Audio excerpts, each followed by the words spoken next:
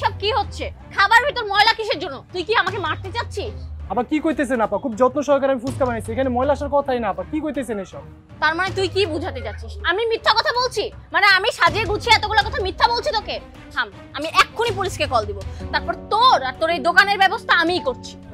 আপা কিছু করেন না, আপা কিছু করেন না আপা। সর এখান থেকে। আপা আপনার পায়ে ধরে এমনটা করেন না, আল্লাহর দোহাই লাগে। আপনি যদি আমার দোকানটা বন্ধ করে দেন, আমার পরিবার না খেয়ে মরবো।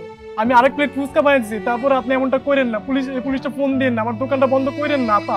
আল্লাহর দোহাই লাগে আপা, আপনার কোনো টাকা দেওয়া লাগবে না। আমি আরেক প্লেট ফুচকা বানিয়ে দিতেছি আপা, আল্লাহর দোহাই লাগে। তো পুলিশটা ফোন দিন না আপা। আচ্ছা ঠিক আছে, সর যা।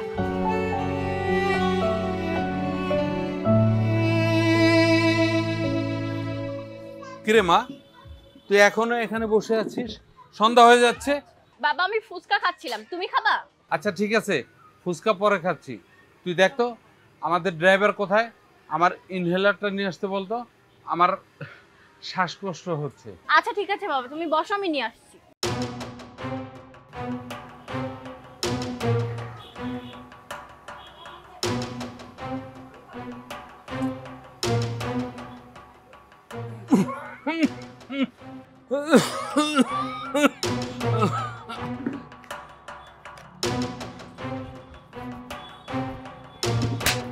ছোট লোকের বাচ্চা, আমি তোকে টাকা দেইনি, সেজন্য তুই আমার বাবাকে বিষ খাওয়াচ্ছিস?